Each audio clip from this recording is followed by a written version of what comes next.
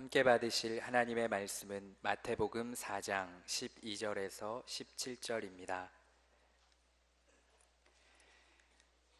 예수께서 요한이 잡혔음을 들으시고 갈릴리로 물러가셨다가 나사렛을 떠나 스불론과 납달리 지경 해변에 있는 가버나움에 가서 사시니 이는 선지자 이사야를 통하여 하신 말씀을 이루려 하심이라. 일러스되 스불론 땅과 납달리 땅과 요단강 저편 해변 길과 이방의 갈릴리여, 흑암에 앉은 백성이 큰 빛을 보았고 사망의 땅과 그늘에 앉은 자들에게 빛이 빛이었도다 하였느니라. 이때부터 예수께서 비로소 전파하여 이르시되 회개하라, 천국이 가까이 왔느니라 하시더라. 아멘. 예수 그리스도는 흑암의 세상을 밝게 비추는 큰 빛으로 이 땅에 오셨습니다. 그리스도께서 육신을 입고 마리아의 태를 이용하여 이 땅에 태어나신 것 자체가 세상을 밝히는 빛이 오신 것이고, 주님이 공생애를 거쳐서 행하신 모든 사역 전체가 사실은 어두움을 물리치는 빛으로서의 사역이셨습니다. 오늘 본문에서 성경은 예수님의 제1차 갈릴리 사역을 선지자 이사야가 쓴 이사야서 9장 1절 2절의 예언하고 관련시키고 있습니다. 예수님의 그 생애 보면은 그 대부분이 이 갈릴리 바다를 중심으로 해서 요단 동편, 또 갈릴리 서쪽, 또 더 나가서 지중해 연안 지역, 그다음에 북쪽의 이방 지역까지를 포함해서 그곳이 예수님의 사역의 주 무대가 되어 온 것을 우리 쉽게 알 수가 있습니다. 자, 우리 어린이들 오늘은 유치부, 유년부, 초등부, 예람 같이 세대 통합으로 예배를 드리고 있습니다. 조금 말씀이 쉽지 않더라도 받아 적어가면서 집중하시기 바랍니다. 하나님의 말씀은 살아 있습니다. 아멘. 하나님의 말씀은 활력이 있습니다. 그 활력이라는 것이 에네르게스, 생기예요. 생기. 그 말씀 속에 생기가 있어요. 이 생기가 역사하면 어떻게 되느냐? 혼을 찔러 쪼갭니다. 우리의 생각, 우리의 사상, 이성 이런 거 찔러 쪼개요. 그리고 영을 찔러 쪼갭니다. 하나님과 우리와의 관계에 있어서 기도, 전도, 하나님 사랑, 하나님 나라를 위해서 역사하고 일하고 하는 모든 영역을 찔러 쪼갭니다. 바꾸어 버립니다.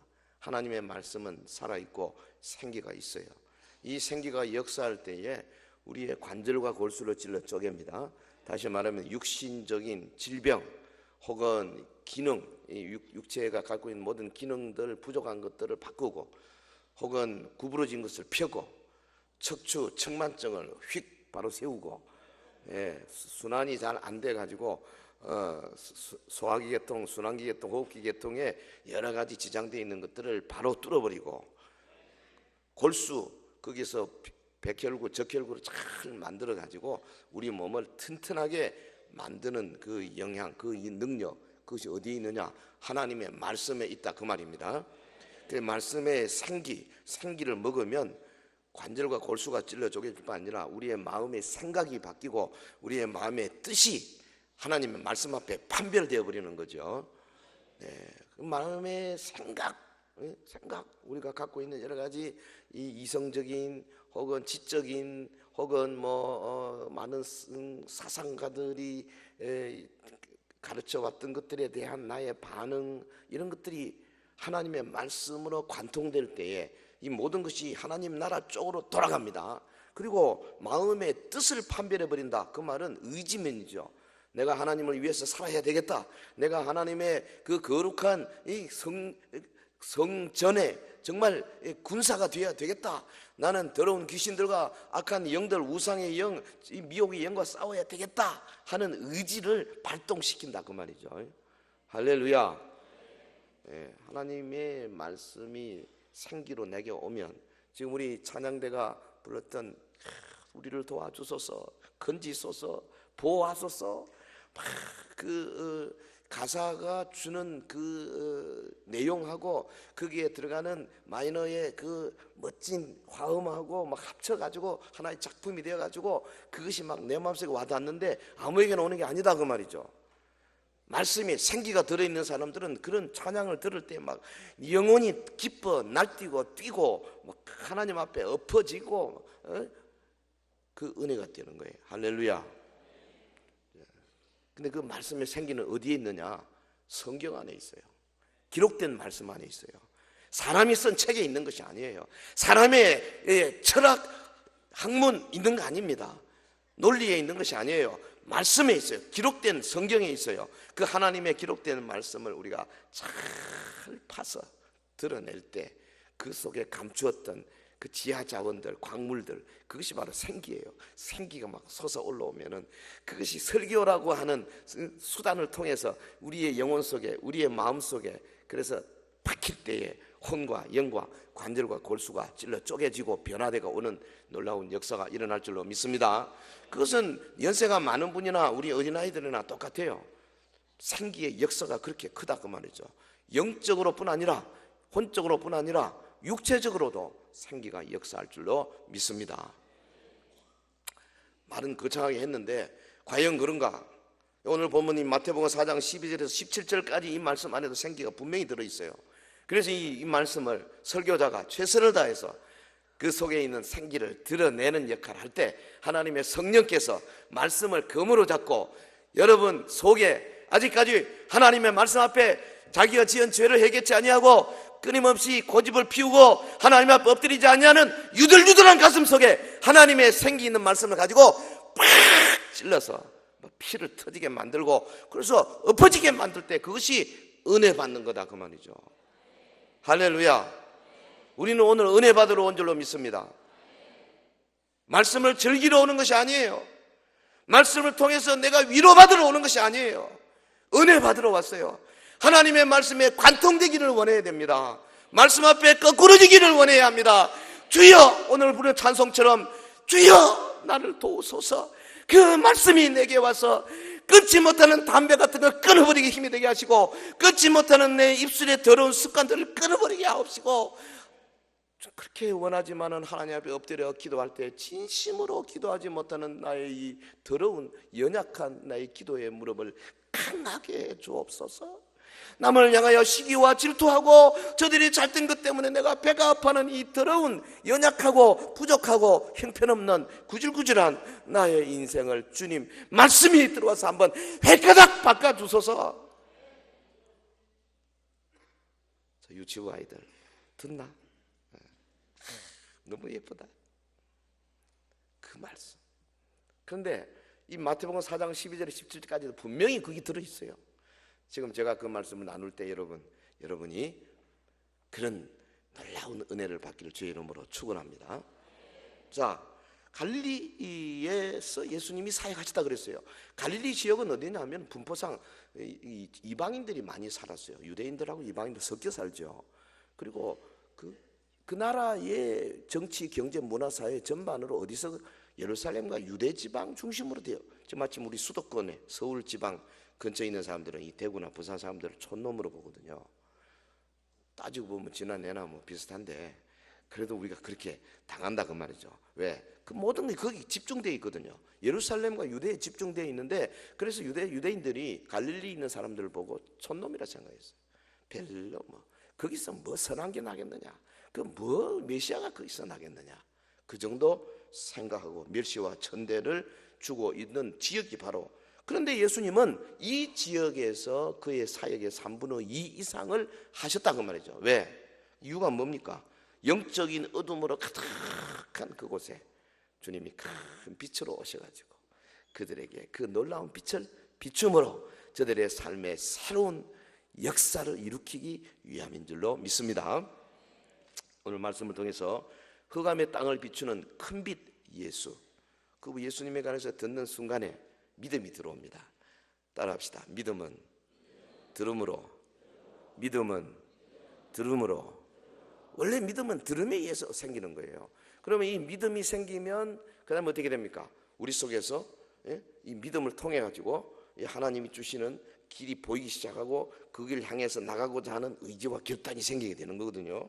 그러니까 이 믿음을 키우는 이 시간이 되기를 주의 이름으로 축원합니다.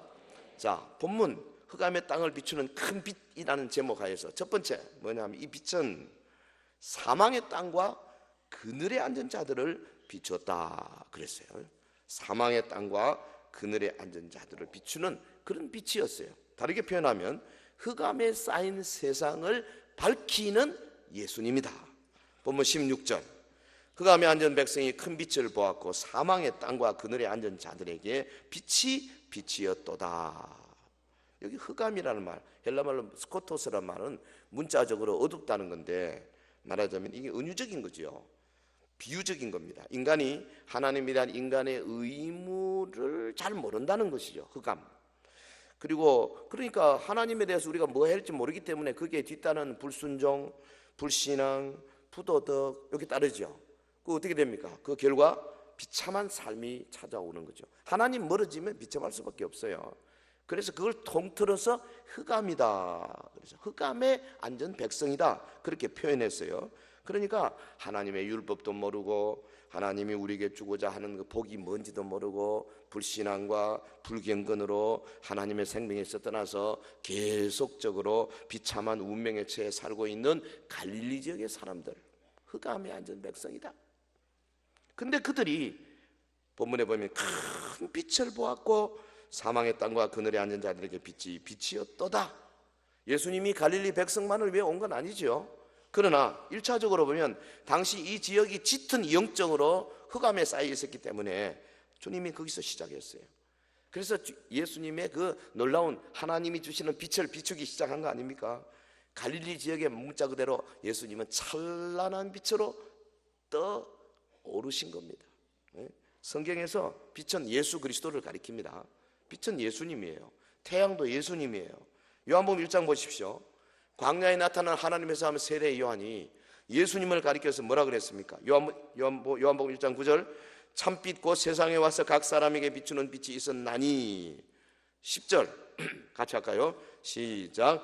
그가 세상에 계셨으며 세상은 그로 말미암아 지은 바 되었으되. 빛의 역할은 어둠을 밝히는 데 있습니다. 그런데 예수께서 각 사람에게 비치는 빛으로 이 땅에 오셨다면 다른 말로 하면 각 사람 그리고 이 세상이 어두움에 처해 있었다는 거지요. 하나님이 볼 때 이 세상 깜깜한 흑암입니다. 16절에도 흑암에 앉은 백성, 태초에 하나님이 천지를 창조하시고 보니까 흑암이 깊음 위에 있고 혼돈과 공허가 가득하고 그래서 빛이 있으라 빛을 비췄더니 온 우주가 밝게 되었습니다. 그런데 아담 하와가 죄를 지었습니다. 하나님을 떠났습니다. 그래서 물러갔던 어두움이 다시 들어온 거죠. 그래서 이제는 타락한 인류가 허물러 죽은 존재가 되고 그리고 죄 가운데서 다시는 하나님의 빛이 강하게 비치기 전에는 밝은 빛을 볼 수가 없는 존재가 되어버리고 마는 거죠. 여러분 흑암에 앉은 사람들 사망의 음침한 골짜기를 다니면서 방황합니다. 미워하고 서로를 죽입니다. 세월이 흐를수록 점점 더 좋아지는 것이 아니고 점점 더 악한 세상을 만들어갑니다. 아담 보십시오. 하나님이 처음에 아담에게 하와를 만들어서 보내줄 때 아담이 뭐라 그랬어요? 내 뼈 중에 뼈요 살 중에 살이로다. 엄청 좋아한 거죠. 그런데 죄가 딱 들어오고 흑암이 들어오기 시작하니까 하나님이 아담에게 묻습니다. 너 왜 따먹었느냐? 하나님이 나를 위해서 만들어준 저 여자가 나를 꼬셔가지고 내가 따먹었습니다. 내 뼈 중에 뼈요 살 중에 살이 갑자기 자기를 범죄케 한 존재가 되고 만다고 말이에요. 아주 비겁한 이 아담의 모습 아닙니까? 아담의 아들 가인은 또 어떻습니까? 동생을 시기 질투했습니다. 그래서 아벨을 쳐 죽였습니다. 동생의 피를 땅에 쏟았습니다. 여러분 살인자 가인의 후손들이 날이 갈수록 점점 더 악해져 갔어요. 과학이 발달하고 인류 문명의 빛이 밝아졌지 않습니까? 여러분 우리가 당장 보더라도 요즘만큼 밝은 세상이 어디 있어요? 제가 알기로 아마 우리 교회당도 처음 지었을 때는 이렇게 밝지 않았어요. 지금도 어둡지만은 이리 밝지 않았어요. 저런 불들을 하기가 어려워요. 지금은 뭐 필요하면 이렇게 뒤에다가 스트라이트도 만들고 이렇게 해서 여러 가지로 돈만 좀 들이면 얼마든지 밝게 할 수 있잖아요. 요즘은 또 뭐 에디슨의 전등에서 벗어나서 형광등에서 또 LED로 넘어가서 지금은 얼마나 밝은지 몰라요. 후라시도 필요 없어요. 지금 스마트폰 들고 다니면 뭐 비치면 후라시보다 더 밝아. 지금 그런 세상 살고 있어요. 물질 문명은 점점 밝아져 가는데 사람의 마음, 영혼은 더 어두워져 가는 이 아련한 세상에 지금 우리가 살고 있는 거예요. 예? 성도 여러분, 예수님은 이 세상을 밝히는 빛으로 오신 줄로 믿습니다. 사탄은 예수님께서 빛이 되지 못하도록 하기 위해서 예수님의 공생애를 시작하기 전부터 어떻게든지 예수님의 빛을 꺼버리려고 몸부림쳤습니다. 그런데 우리 예수님은 사탄의 모든 시험을 이기시고 자신의 빛을 높이 드러내셨어요. 그리고 이어지는 공생의 하루하루가 뭡니까? 다 빛입니다. 주님이 누구를 만나시는 것도 세상을 향한 빛이요, 주님이 오병이어의 기적을 일으키는 것도 세상을 향한 빛이요, 주님이 불쌍한 백성들을 연민의 눈으로 바라보는 것도 세상을 향한 빛이요, 주님이 산상보훈을 외치시는 것도 세상을 향한 빛이요, 주님이 38년 된 병자를 고치내시는 것도 세상을 향한 빛이요, 주님이 이 회당에 가서 하나님의 말씀을 증거할 때에 하나님의 성령의 역사를 일으키는 것도 세상을 향한 빛이요, 주님께서 외식과 위선에 차 있는 회칠한 무덤 같은 바리새인과 서기관들을 향하여서 강하게 꾸짖는 것도 세상을 향한 빛의 역할을 하신 거다, 그 말이죠. 할렐루야. 주님의 모든 공생의 하나하나가 세상을 향한 빛이셨어요. 마태복음은 예수님의 33년의 생애를 이사야 선지자의 말을 인용해서 이렇게 몇 마디로 요약하고 있지 않습니까? 예수 그리스도는 흑암에 앉아있는 백성들에게 큰 빛이시다. 사망의 땅과 그늘에 앉은 자들에게 예수 그리스도는 빛이시다. 할렐루야. 여러분, 세상을 밝게 하는 것은 사람들이 인위적으로 만든 빛에 있는 것이 아닙니다. 아무리 세상을 밝게 해본들 사람의 마음이 흑암 중에 있고 사람들의 삶이 죄악 중에 거한다면 세상은 결코 밝아지지 않습니다. 오직 예수님만이 세상을 밝게 하며 주님만이 우리의 마음의 어두운 그늘을 완전히 쫓아내어 주실 수 있는 분이신 줄 믿습니다. 구원의 빛은 오직 예수님으로만 주어지는 줄 믿습니다. 할렐루야.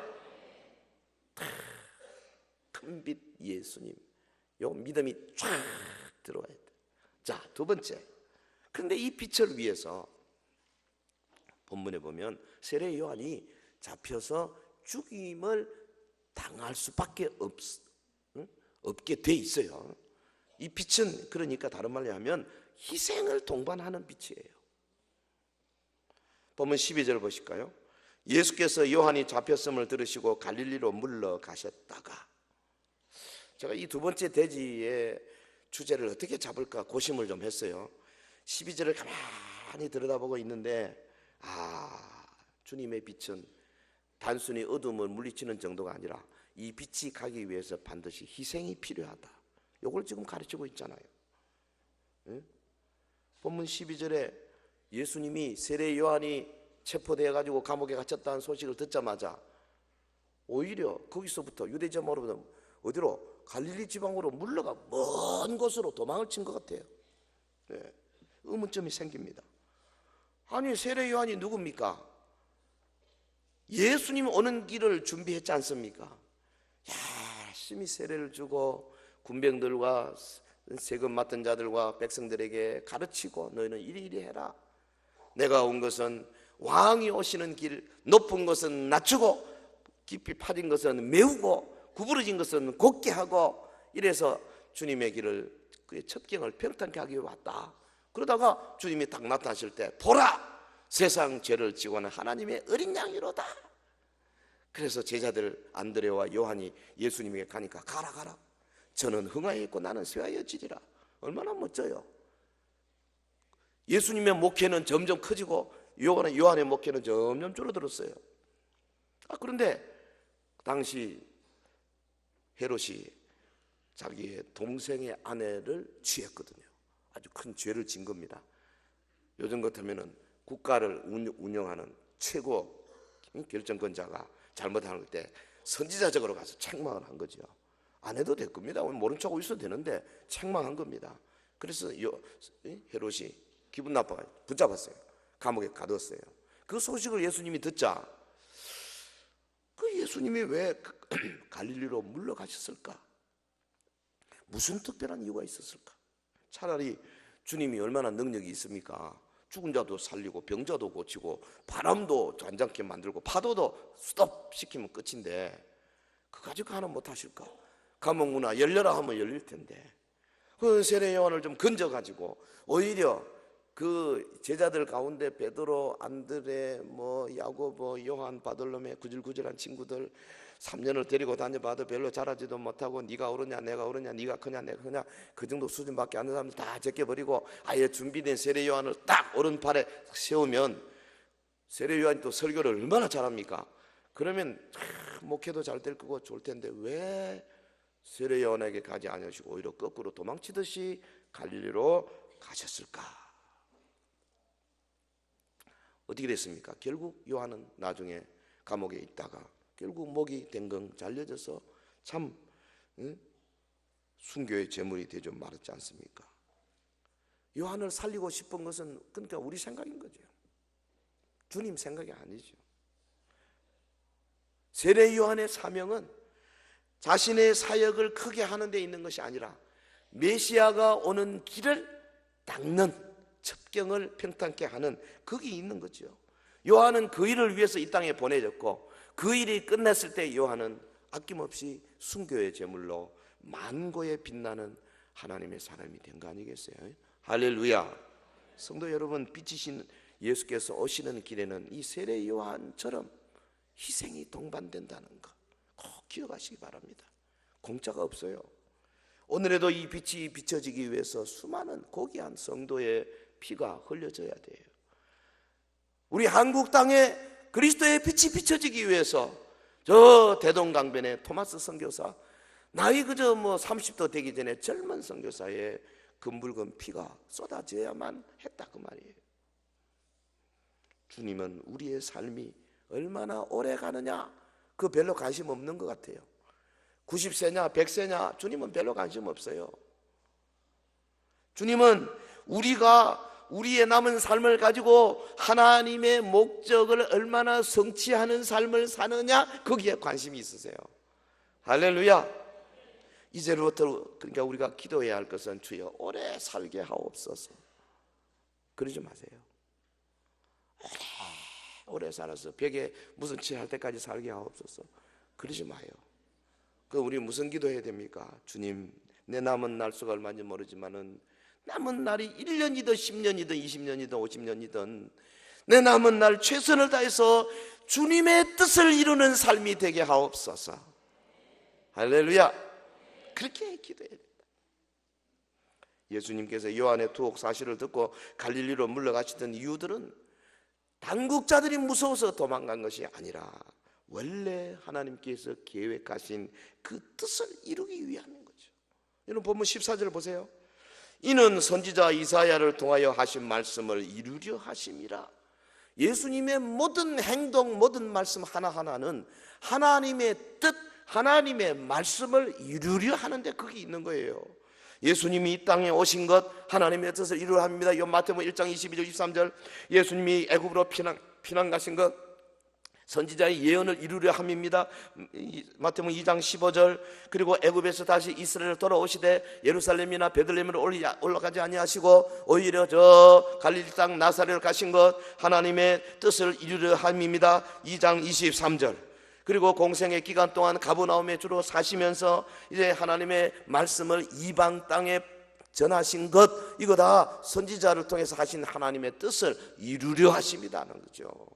그러므로 구약에 익숙한 유대인을 대상으로 복음서를 기록한 이 마태가 기록한 이 마태복음에 의하면 예수님의 행동은 어떤 것도 자의적으로 하신 것이 없어요. 하나하나 다 하나님의 뜻을 이루기 위해서. 그래서 마태복음은 유독 구약 이야기가 많아요. 모세의 글에 대로, 이사야가 말한 대로, 선지자 예레미야의 글에 의하면 꼭 그렇게 하고는 예수님의 행동을 같이 설명하고 있지 않습니까?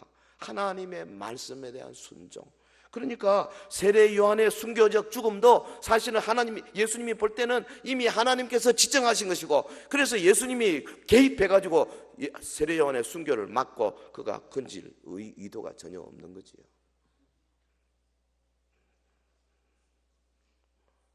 우리 생각이죠. 주님, 세례 요한 구합시다. 우리 생각이죠. 목사님, 우리 교회 요거 합시다. 그거 우리 생각일 가능성이 많습니다. 이거 하는 게 좋겠습니다. 오케스트라를 거창하게 막 불러가지고 막 돈 많이 들여가지고 멋지게 합시다. 그 우리 생각일 가능성이 많습니다. 너무 아름다운 곡하기보다는 영감 있는 곡하기 나는 원해요. 그래서 오늘 회중이 함께 아멘 하게 나는 원해요. 그것이 하나님이 기뻐 받으시는 예배라고 나는 확신해요. 전도도 그렇고 기도도 그렇고 모든 영역이 다 그렇습니다. 내 생각일 가능성이 많다고 말이죠. 그래서 우리가 예수님처럼 언제나 하나님의 뜻이 어디에 있는가 계속 살피는 그 신령한 경건의 삶이 필요한 거죠. 예수 그리스도, 그분에게 우리가 정말 목숨을 걸고 나의 전 생애를 희생할 가치가 충분히 있어요. 예수, 복음, 그것은 내 남은 생애를 몽땅 다 드리고 차라리 내가 칼에 죽는 한이 있어도 그것을 위해서 내 삶을 투자할 만한 충분한 가치가 있는 거예요. 왜냐하면 예수님은 참 빛이시기 때문에 그렇습니다. 우리가 비록 주님처럼 큰 빛은 되지 못한다 할지라도 어떤 희생을 각오하고서라도 주님의 빛을 받아 반사하는 작은 빛, 그 정도는 돼야 안 되겠어요? 여러분, 우리가 비록 주님처럼 흑암을 비치는 태양 같은 존재는 되지 못한다 할지라도 우리 자신의 몸을 태워서 자신 주변의 작은 영역이라도 반짝반짝 빛을 보이는 그런 참 촛불 정도는 돼야 안 되겠느냐고. 오늘 본문에 보면, 그리고 세 번째로 이 빛은 이스라엘과 이방의 갈릴리를 비췄다 그랬어요. 여기는 이스라엘과 이방의 갈릴리지만 좀 더 나가면, 확대 해석하면 온 인류를 비추는 빛 예수로 우리가 볼 수가 있어요. 본문 15절 볼까요? 스불론 땅과 납달리 땅과 요단강 저편 해변길과 이방의 갈릴리여. 저는 이 구절을 읽으면서 깜짝 놀랐어요. 이 15절과 16절은 이사야 9장 1절 2절에 대한 그 인용 구절 아닙니까? 그런데 이거 원래 아수르 왕, 과거 아수르 왕 디글라필레셀이 BC 732년에 갈릴리 지역 침략해서 그곳 주민들을 포로로 잡아갔지 않습니까? 그래서 그 포로로 잡혀갔다가 다시 자유를 찾을 것이다, 그 예언이거든요. 그러니까 뭐 이게 오래전 이야기입니다. BC 732년. 근데 놀랍게도 사도 마태는 이미 이루어진 그것을 가지고 보다 더 연장시켜서 익스텐션 시킨 겁니다. 확장시켜가지고 당시에 예수님 당시에 죄악과 불신의 어두움 가운데 살던 갈릴리 사람들에게 메시아이신 예수께서 오심으로 말미암아 영적 광명이 비춰졌다는 그것으로 확대 해석하고 있는 겁니다. 할렐루야. 자, 이게 성경 해석의 원리예요. 문자적으로 역사적으로만 해석하는 사람들은 이거 해석 못합니다. 어떻게 해석하겠어요? 그 문자 안에 예수님까지는 오지는 못한, 이미 끝나버렸는데, AD 70년에 이스라엘이 예루살렘이 멸망했다, 그걸로 끝나버리는데 마태복음 24장을 어떻게 해석하겠냐고요. 그래서 뭐 핸드릭슨이나 수많은 위대한 학자들까지도 예수님이 마태복음 24장에 말하는 종말에 대한 이야기를 AD 70년에 끝났다고 그렇게 해석한다고 말이에요. 그래가지고 그 장을 옛날 역사로 끝내버리고 우리하고는 관계없는 그런 말씀으로 치부하는 학자들이 너무나 많아요. 저는 이래 봅니다. 주님의 초림과 주님의 재림이 연장선상에 있어요. 여러분, AD 70년에 예루살렘이 멸망한 그것이 장차 예수 그리스도 재림 때에 오셔서 온 세상을 심판하실 것과 연결시켜서 AD 70년에 그 사건이 바로 종말의 사건을 바로 예표하는 사건으로 우리가 해석해야 요한계시록이 풀려나간다 그 말이죠. 할렐루야. 여기도 마찬가지입니다.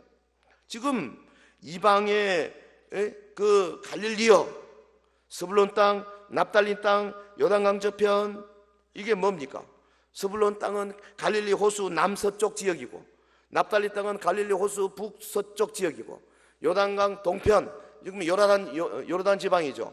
이 모든 땅 갈릴리 전체를 향해서 예수님이 사역하시면서 여기 이방인들이 많이 섞여 사는 갈릴리를 향하여서 본문이 말하고 있지 않습니까? 예수님이 복음 전파 사역을 이곳에 시작한 이유는 여기에 이방인들이 많이 살고 있기 때문인데, 이것은 다른 말로 하면은 장차 주님의 제자들이 온 이방에 나가서 복음을 전할 것을 예표하고 있는 거예요. 세상을 비추는 빛이 이스라엘만을 위한 것이 아니라 전 인류를 위한 것을 가르치기 위한 예수님의 명령이에요. 그리고 실제로 마태복음 28장 19절 이하에 보면 그러므로 너희는 가서 모든 민족으로 제자를 삼으라. 할렐루야. All tribes, 모든 민족으로.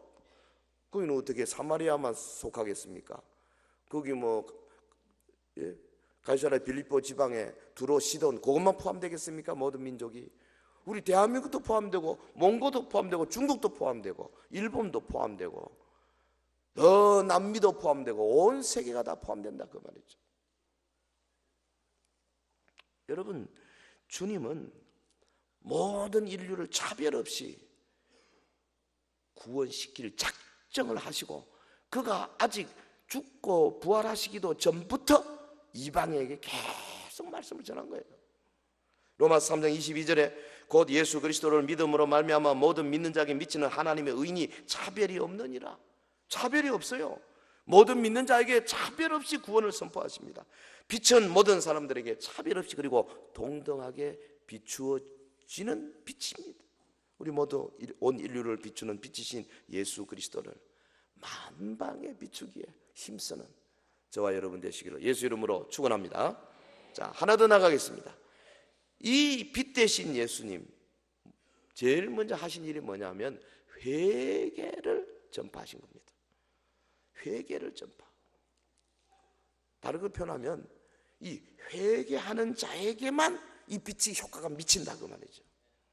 네, 본문 17절 같이 합시다. 시작. 이때부터 예수께서 비로소 전파하여 이르시되 회개하라 천국이 가까이 왔느니라 하시더라. 구원을 선포하시는 예수님의 첫 말씀이 뜻밖에도 회개하라. 좀 이상하잖아요. 네?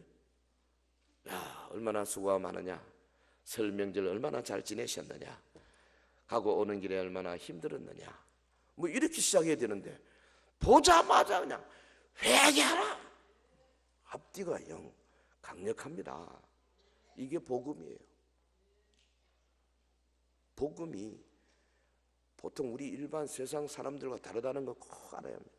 귀납법적이 아니에요. 복음은 연역적이에요.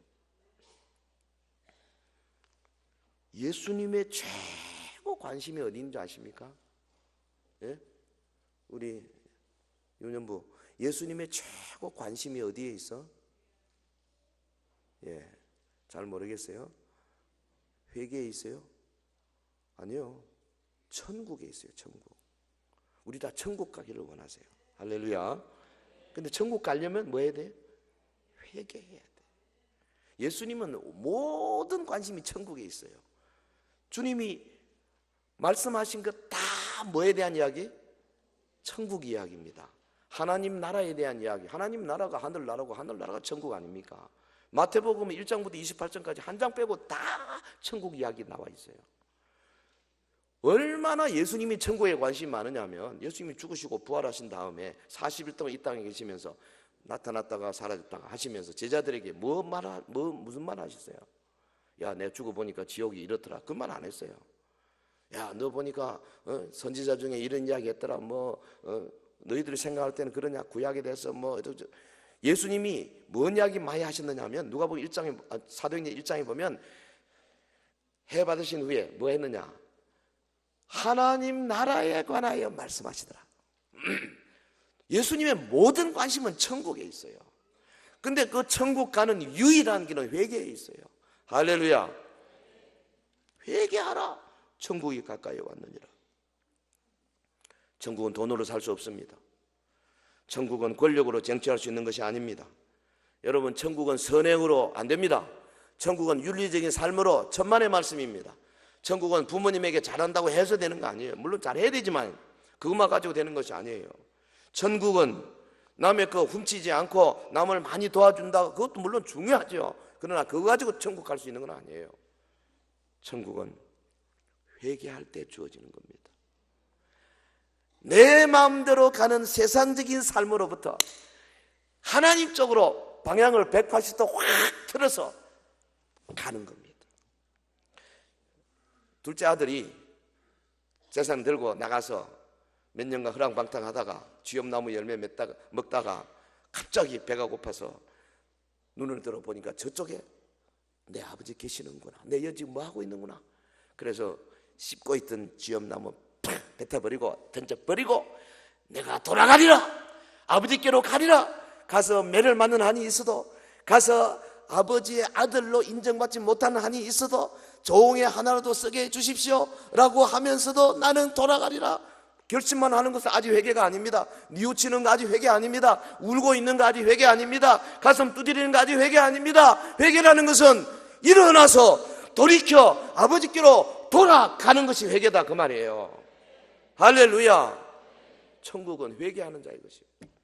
회개하지 않으면 천국 못 갑니다. 아무리 내가 예수를 오래 믿어도, 아무리 내가 성경을 많이 알아도 여러분, 회개하지 않으면 천국 갈 수 없어요. 예배하는 태도 회개하지 않으면 천국 못 갑니다. 주일 성수 회개하지 않으면 천국 못 가요.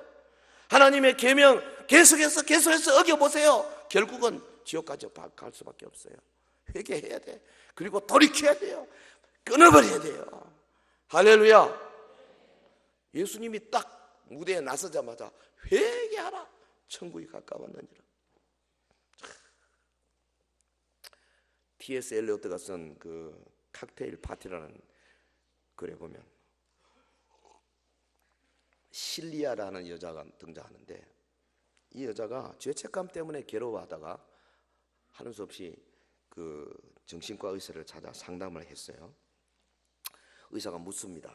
당신이 자랄 때 당신의 부모와 가족들은 죄에 대해서 어떻게 생각했는고? 물었더니 이 실리아 여인이 뭐라 그러냐면, 저희 가족들은 죄라는 단어를 쓰지 않았는데요, 죄를 인정하지 않았습니다. 뭐 좀 잘못이라든지 때가 안 맞다든지 혹은 모순이라든지 갈등이라든지 이 죄를 인정하지 않고 자꾸 이렇게 현대적인 방법으로 그렇게 가르쳤다, 그 말이죠. 안 그러면 죄를 무시하는 쪽으로 저를 인도해 왔습니다. 그럼에도 불구하고 저는 제 마음속에서 제가 범한 잘못에 대해서 내가 좀 불결하구나, 그리고 내가 너무 공허하구나, 헛되구나, 이런 생각을 떨쳐버릴 수가 없었습니다. 결론적으로 말하면 저는 결코 죄로부터 해방되지 못했습니다. 솔직하게 그렇게 고백하더라는 거 아니겠어요? 여러분, 그렇습니다. 아마 오늘날 현대 그리스도인들에게 가장 큰 문제가 있다면은 회개를 찾아보기 어렵다는 것일 거예요. 회개하는 눈물. 하나님의 말씀을 받았습니다. 그 말씀에 비춰보니까 내가 정말로 교만했습니다. 정말로 남을 싫어하고 미워하는 것 많이 했습니다. 정말로 보잘것없는 인간이었습니다. 십자가 앞에 서기도 부끄러운 자였습니다. 정말로 하나님의 계명들 제대로 지키지 못했습니다. 하나님을 예배하는데 내가 진실하지 못했습니다. 그렇다면 내 유익을 위해 살아왔습니다. 하나님의 말씀이 찔러왔습니다. 그럴 때에 가슴에 죄로 인한 통증을 가지고 십자가 앞에 나가서 통해의 눈물을 쏟아내면서, 주님은 이 같은 나를 위하여 공공연하게 죽음의 길로 가셨습니까? 통회하고 자복하고, 그리고 두 주먹 불끈 쥐고 일어서서 내 다시는 교만하지 않아야지, 다시는 계명을 어기지 않아야지 다 생각하면서 지상 명령을 주신 주님의 그 제자의 길로 나서는 한 발을 디디면서, 아까 우리 찬양대 찬양한 것처럼 주여 도와주소서, 힘을 주소서, 끌어주소서, 인도하소서.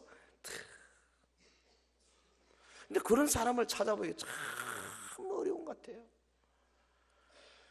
도대체 죄 때문에 우는 사람을 본 적이 나는 언젠지 모르겠어요. 지금 여러분, 이 시대의 교인들이 죄에 대해서 무거운 짐을 느끼지 않는다는 말이 아닙니다. 오늘 현대 하나님의 말씀을 들으면서 성도들이 번민하지 않는다는 말이 아니에요. 세례 요한의 불같은 메시지를 듣고 그를 감옥에 쳐넣은 헤롯 왕, 그 또 메시지 듣고 싶어가 또 헤롯을 또 감옥에 찾아갑니다.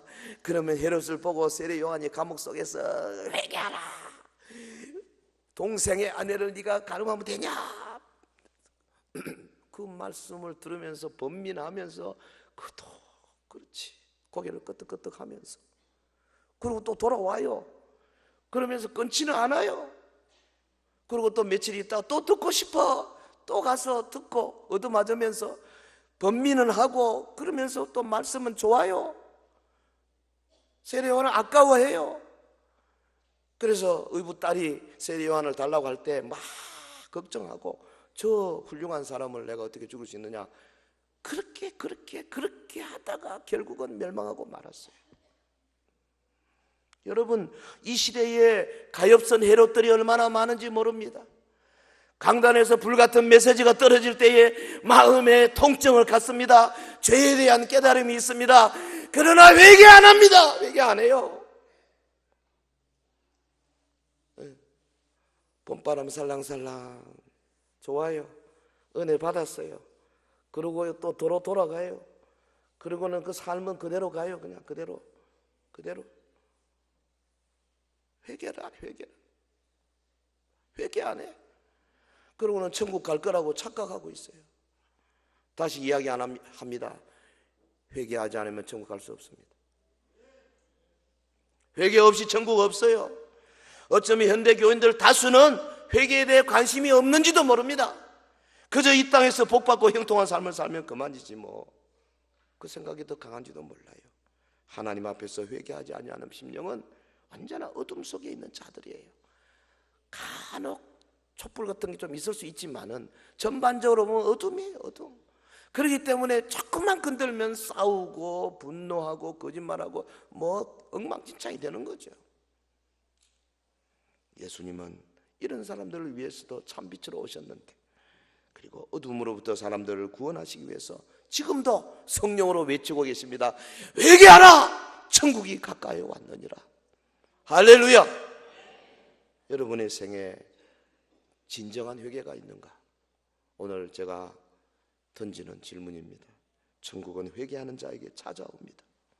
기억하십시오.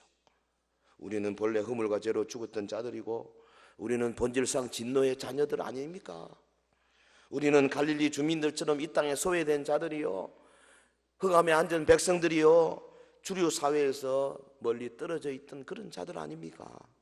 그런데 우리 주 예수님으로 말미암아 우리가 어두운 터널에서 빠져나와서 광명한 대양으로 나왔지 않습니까? 회개를 통하여 그리스도의 의를 힘입어서 하나님의 자녀가 되지 않았습니까? 그리고 십자가 보혈의 복음으로 천국 백성이 된 복된 사람들 아닙니까? 주여, 흑암의 땅을 비추시는 주님이시여, 우상의 영과 이 미신의 영으로 가득한 이 대구 도성을 강하게 비추어 주옵소서. 빛으로 오신 주님, 한국교회, 번영의 신학과 세속주의에 함몰되어가는 한국교회 위에 회개의 영을 부어주시옵소서. 그리고 저 60년이 넘도록 지구 최악의 학정에 시달리고 있는 2,500만 북한 동포들, 그리고 지금도 아멜과 토굴에 유리하는 15만에서 30만을 야리는 북한의 지하교회 성도들, 30만에서 50만을 야리는 저 몽골과 중국의 탈북 난민들, 이들에게 주여 자유의 빛, 평화의 빛을 속히 비추어 주시옵소서. 저와 여러분의 기도 제목이 되기를 예수 이름으로 축원합니다. 축원합니다. 우리 다 같이